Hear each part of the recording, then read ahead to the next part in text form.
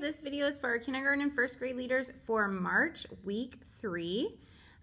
This month our theme is Jump Ball, finding peace in the madness. Hopefully some of you are enjoying some of the March Madness this past couple of days.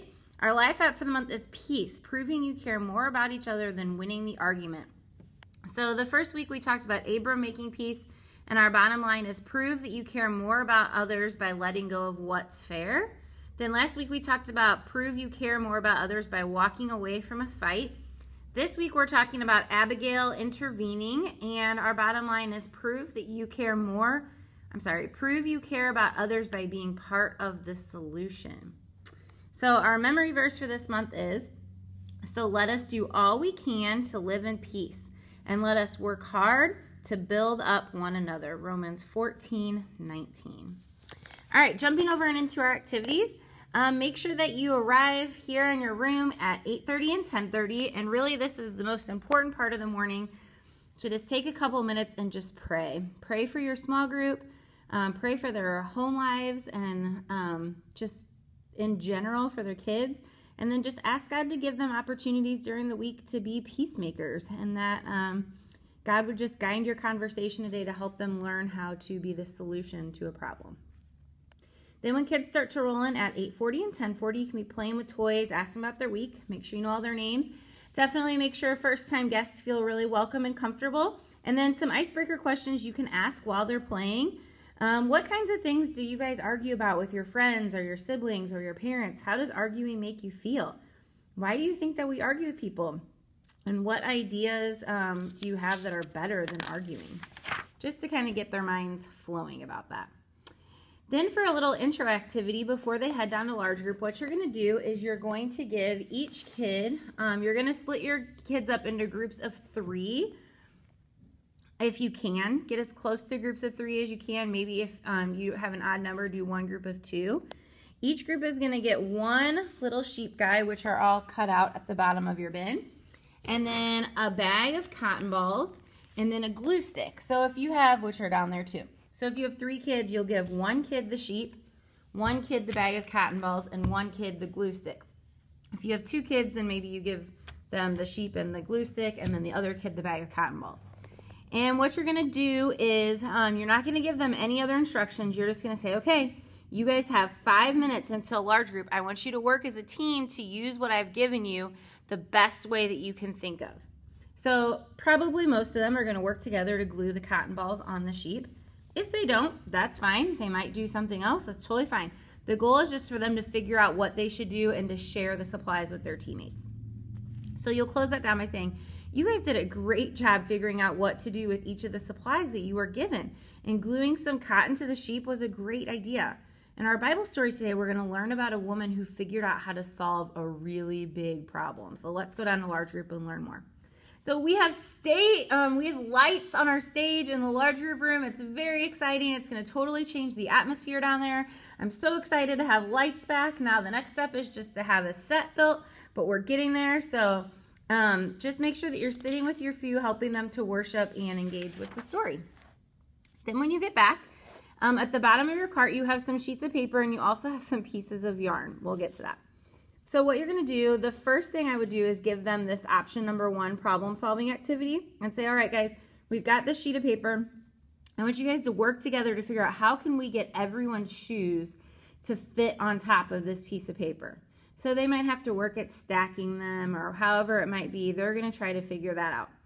Okay, so the second one is really difficult. I had to look up a YouTube video to see how to do this one. You can try it. The kids will not figure out how to make a knot in the rope without without letting their hands go. I am going to attempt to show you how to do this, and you're gonna have, I apologize. I did not think I was gonna be on video today, and I don't think there's any way for me to film it without me being on it. So I'm really sorry. You guys are gonna see me looking really pretty. Hopefully you can see me right now. Okay, so how you do it is you lay the string out, and then, I'm gonna stand up a little bit. You fold your arms like this, like you're mad, and you keep your arms crossed and you pick up one end of the string, and then you have to keep this arm, oh, I'm letting it go, Hold on. No, don't drop. Okay. And then I got to pull this arm over, but the thing is you got to keep it hooked on your elbow. So my arms are crossed. I've got one piece of string here, one piece of string down there, and then you just kind of like wiggle your way out of it, so to speak. Oop, it has to get over my sweatshirt. And as it gets over my sweatshirt, there's a knot in it. Very tricky. If you don't get to that one, totally fine. The kids are not going to be able to figure out how to do it. Hopefully that just filmed me. Okay, so what you're going to do is after the game, even if it's just the tennis shoe one, you're going to say, okay, guys, I'm going to give you some situations, and I want you to know how you can prove that you care more about others by being part of a solution. So here's the situation. An older kid calls your friend a bad name. What could you do to be part of the solution? A kid at school forgot their lunch and she looks really sad and hungry. What could you do to be part of the solution? And just kind of go through those and ask kids how they can be part of a solution in those real life situations. And close it down by saying, so guys, those were great situations to great solutions to some messy situations. And often being part of the solution just means that you have to go out of your way to show someone that you care. So remember, you can help bring peace to a problem even if it's technically not your problem. Instead of ignoring what's going on or hoping that somebody else steps in, ask God to help you know what to do to make peace. And it might mean that you have to do a chore that's not usually yours, or say something kind to somebody that you don't really like, or just be the kid that does what's right even when everybody else isn't. But when you do, you're being a peacemaker and you're proving that you care about those who are having a problem. So then for the memory verse review, all you need is your Bibles, and you can help kids look up Romans 14:19, practice saying the memory verse with motions. And then you're going to talk about, okay guys, so in our memory verse, it says build up one another. So what does that mean? It means that building up others, it's a way that we can encourage people. So we say good things about them, we help them, we encourage each other. So I want you guys to show me, what does it look like and sound like when things are not peaceful? What do they look like? Loud, angry, talking fast? Yeah. Okay, so let's read Romans 14:19, and we're going to use our unpeaceful sounds and motions. And so you'll say the memory verse unpeacefully. Okay, now I want you guys to show me, what does it look like and sound like when things are peaceful? Oh, so quiet and calm. Okay, so now let's say Romans 14:19, and let's use our peaceful bodies. Okay, just practice saying it. So guys, when you choose to stay calm and you speak softly and you say kind words, you're helping to make peace. And just by choosing to be the one who doesn't yell can make a huge difference. So Romans 14:19 tells us two things. First, to do all that we can to live in peace. And second, to work hard to build each other up. So doing all you can to live in peace means that sometimes you're going to have to help others live in peace too. And you can prove you care about others by being part of the solution to the problem, even if the problem isn't yours. And God wants you to help others live in peace as well as yourselves. So then when you close down in prayer, circle up, and you've got some wooden blocks in the middle of your cart, some Jenga blocks.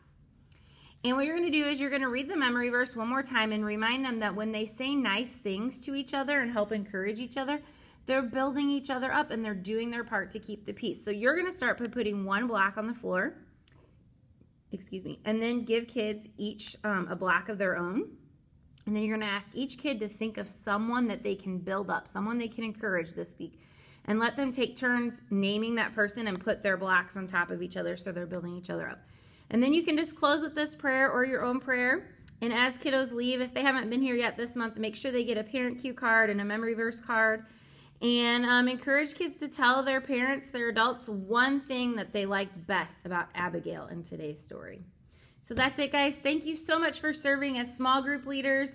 I'm super excited for the Easter holiday coming up. I'm so excited to have lights in our large group room. I'm so grateful to have you all as small group leaders. Thank you so much for serving, and we'll see you on Sunday.